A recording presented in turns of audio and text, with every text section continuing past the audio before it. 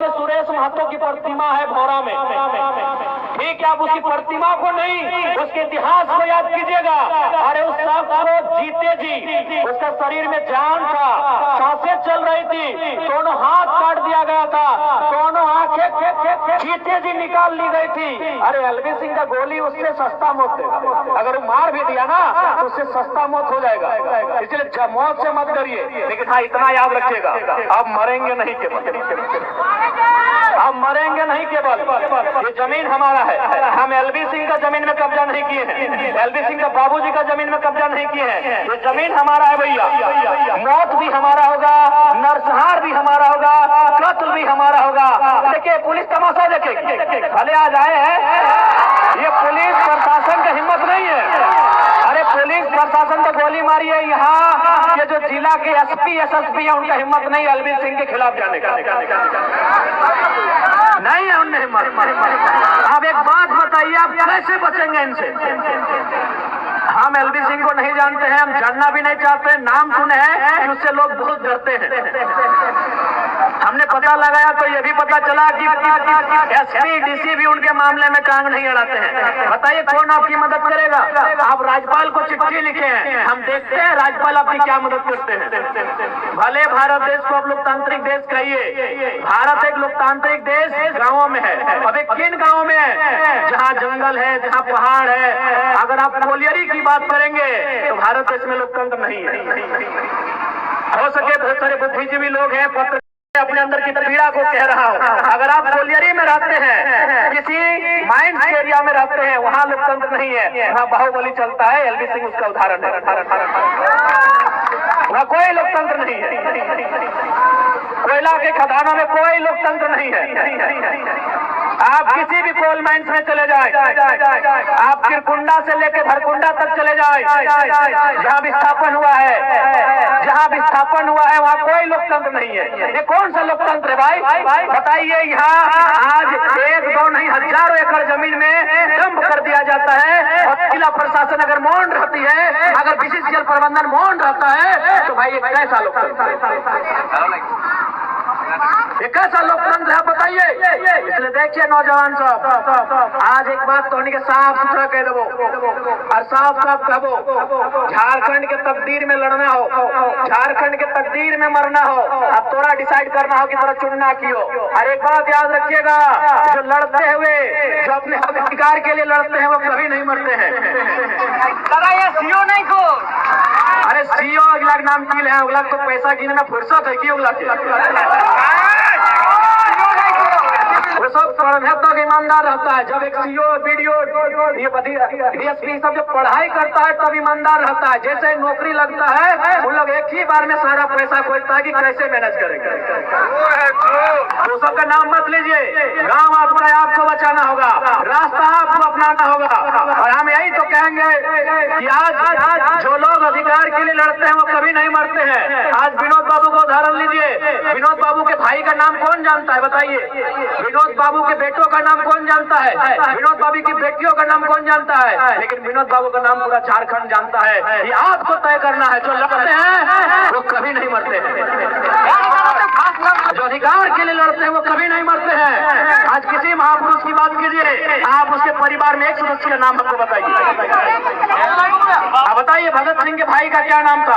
आप बताइए चंद्रशेखर आजाद के बहन का क्या नाम था? कोई नहीं जानता है। जानता उन्हीं को है जो लोगों के लिए लड़ते हैं, जो लोगों के लिए अपनी जान निछावर करते हैं। इसीलिए इस भीड़ में ऐसे नौजवान हैं तो पीछे मत हटिए। आज आखिर हम करें तो क्या कर सकते हैं? अरे मुख्यमंत्री छोड़िए, उनका भाई खुद कोयला का कमीशन लेने आता है।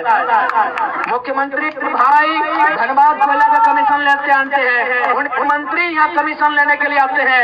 आपके जो सांसद विधायक बने वो कोयला में कमीशन लेते हैं, कौन आपकी रक्षा करेगा? आप 32 दांतों के बीच एक जबान की तरह है। अब एक बात स्पष्ट कहेंगे, एक बात साफ कहेंगे, अगर आज हम लोग लड़ते हैं तो कम से कम आने वाला पीढ़ी शान से, आने वाला पीढ़ी अमन और चैन से रह लेगा। लेकिन अगर आज हम नहीं लड़ते हैं, आज अगर हम लोग हार मान लेते हैं तो जैसा अंग्रेजों ने हमें गुलाम नहीं किया था उससे बदतर हम इनकी गुलामी में चले जाएंगे। आज स्पष्ट कहना चाहेंगे, जितना भी सुरंगा पंचायत के नौजवान है और जितने भी हमारी माताएं बहनें हैं, यदि मेरे गर्दन को काट लेने से आपको न्याय मिलेगा तो आइए हंस के एक थाली लेके आइए, अपनी गर्दन आपकी थाली में हम परोस देंगे। यदि सुरंगा पंचायत को न्याय हमारी गर्दन से मिलेगा तो हम आइए, आप थाली लेकर मेरी गर्दन को हंस के ले लीजिए। लेकिन 32,000 गांव है, 32,000 राक्षस है, 32,000 समस्याएं हैं, 32,000 टाइगर जयराम महतो की जरूरत है। हम एक बार मरेंगे, हमको नहीं डर लगता है। अगर डर लगता तो हम यहाँ आते ही नहीं, अभी रात को तो आते ही नहीं, अभी झरिया के रास्ते तो नहीं आते, हम बलियापुर घूम के आते हैं। लेकिन सवाल हम एक ही बार आपके लिए मर सकते हैं, ले लीजिए। अगर सुरंगा वाले लेना चाहते हैं तो हम सुरंगा वालों को अपनी गर्दन भेंट कर देंगे। हम निरसा गए तो हमने वहां भी एक ही लाइन कहा कि मेरी गर्दन भी अगर आपको भेंट चाहिए हम दे देंगे, लेकिन एक ही जगह देंगे, या तो सुरंगा में देंगे, या तो भोली में देंगे, या तो भौरा में देंगे, या तो जहाजटाड़ में देंगे, या तो सिंदरी FCI में देंगे, या तो पंचायत डैम के विस्थापितों के लिए देंगे, या तो मारचंद डैम के विस्थापितों के लिए देंगे। हम एक जगह अपनी जान दे सकते हैं। क्या मेरे एक जान से समस्या का समाधान है? क्या एक टाइगर जयराम महतो समस्या का समाधान है? नहीं है। इसलिए आज आपसे यही कहेंगे और इतना कहेंगे कि जो भी फिलहाल जो ये एरिया जिसका है, यहाँ का ठेकेदार जो आप LB सिंह कह रहे हैं, आप इस भीड़ में से एक बात कहेंगे कि आप अपने घर की दीवारों पर उनका नाम लिख के रखिएगा। आज ना सही, कल ना सही, जो आपको सताएंगे उनकी आने वाली पीढ़ी से हिसाब लिया जाएगा। जब तक आप डर नहीं दिखाएंगे, सुनिए, जब तक डर के रहेंगे या डराएंगे, मारेंगे, काटेंगे। सुरेश महतो किसी आज से 30-40 साल पहले जो लोग जवान थे उनसे पूछिएगा उनका इतिहास को, कितना बेरहमी से मारा गया था।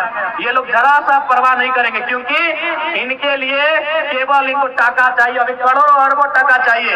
अरे जो चावल जो गेहूं हम खाते हैं वही आप भी खाते हैं, लेकिन इनको कोई मतलब नहीं है, इनको केवल पैसों का साम्राज्य चाहिए। ये पैसों के भूखे लोग हैं। आदमी दुख से मर जाए या भूखे नंगे मर जाए, कोई फर्क नहीं पड़ता है, ये पैसों के साम्राज्य खड़ा करने वाले लोग हैं। इसलिए आज इस बात को जान लीजिए, आज ये गांव आपका है, इस गांव के रक्षक आप हैं, इस गांव को बचाएंगे कैसे ये आप पे डिपेंड करता है। देखिए, मरना एक दिन सबको है, यहाँ जीने के लिए कोई नहीं आया है। आप अगर अंदर में डर डर के मरेंगे तो उससे अच्छा एक दिन लीडर होके मर जाएंगे। 100 दिन डर डर के जीने से अच्छा एक दिन लड़ते हुए मर जाइए। मौत एक दिन सबको आएगी। आप भगत सिंह को मानते हैं, आप चंद्रशेखर आजाद को पूछते हैं, आप बिरसा भगवान निर्मलदा को पूछते हैं, क्यों? उन्होंने जान दिया। अगर उन्होंने जान दिया था तो क्यों दिया था? किसी ने भारत की मुक्ति के लिए, किसी ने झारखंड की मुक्ति के लिए। तो आप सामने आइए, इनका मुकाबला कीजिए आपकी आने वाली पीढ़ी की मुक्ति के लिए। आज अगर आप इनके सामने नहीं करेंगे, आज अगर आप इनका मुकाबला नहीं कर रहे हैं, आज ये आपकी मिट्टी लूट रहे हैं, कल आपकी बहू बेटी लूट लेंगे, क्या करेंगे? कब तक समझौता करेंगे? कब तक इनके पास सत्ता है, इनके पास शासन है? सुनने में आया ये देश के मंत्री देश के मंत्री तजनात के रिश्तेदार लगते हैं। आप कहां तक जाएगा इनके सामने? सुनने में आया ये मंत्री के रिश्तेदार, अभी केंद्रीय मंत्री, रक्षा मंत्री के रिश्तेदार है भाई। इनको तो लाइसेंस मिला है अन्याय करने का। अब मंत्री के रिश्तेदार है तो गिनेंगे हमको और आपको, ये गिनेंगे डीसी के कानून को, ये गिनेंगे एसपी के सुरक्षा सिस्टम को, ये मानेंगे BCCL के टर्म एंड कंडीशन को।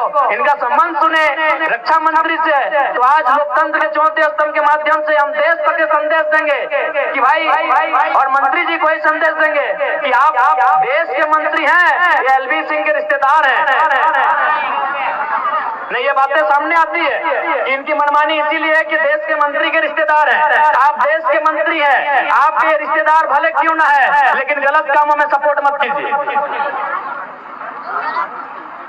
इसलिए आज स्पष्ट कहना चाहेंगे, हम यह भाषण देने के मूड में बिल्कुल नहीं है। हमारा अंदर बिल्कुल अंदर से बहुत दुख दुखी है, बहुत पीड़ा में है कि ये इतना मनमानी कैसे, ये गांव हमारा, ये खेत हमारा, ये खलिहान हमारा, इतना मनमानी कैसे कि जबरदस्ती कोई हमारी जमीन में वो भी डंप करे, ये कैसे इतनी मनमानी। आज आपको हिम्मत करना होगा, आज आपको अन्याय के खिलाफ लड़ना होगा। आज अगर आप नहीं लड़ पाते हैं तो आपकी आने वाली पीढ़ी नहीं लड़ पाएगी। इसलिए एक बात स्पष्ट जानिए, यहाँ वही जीता है जो निडर होकर बहादुरों की तरह सामना करता है। अरे ऐसे हमारे गांव उजड़ जाएंगे, ऐसे हमारे खेत उजड़ जाएंगे तो उस जिंदगी का क्या मतलब है। आप धनबाद का रेलवे स्टेशन चले जाइए, हाँ बहुत सारे लोग मिलेंगे, उनको गुलगुलिया कहा जाता है। हालांकि हमें दुख है, जो उनकी स्थिति है उससे हमें दुख है, लेकिन क्या जो गुलगुलिया जिनको हम कहते हैं, जो आज एक तिरपाल में पूरा परिवार सोता है, एक मामूली तिरपाल में, जिनको ना नीचे जमीन है ना ऊपर आसमान है, खुले आसमान में कहीं रेलवे की जमीन में रहते हैं, क्या उनका घर नहीं था, क्या उनका परिवार नहीं था, क्या उनका जमीन जायदाद नहीं था? हाँ, लेकिन इसी तरह कभी न कभी इसी कालखंड में ऐसे कानून आए होंगे, ऐसे दबंग लोग आए होंगे, उनके घर से बाहर किए होंगे। अभी आपको डिसाइड करना है कि जिंदगी कैसी हो। जो आज धनबाद के रेलवे स्टेशन में जीवन यापन करते हैं उनकी जैसी हो, या जो आपकी जिंदगी जो खेत खलिहानों में रहती है ऐसी हो, ये आपको डिपेंड करना है। देखिए एक बात स्पष्ट कहेंगे, डर हर किसी को लगता है, लेकिन आप कभी उनको डराते नहीं है। आप हमेशा खुद को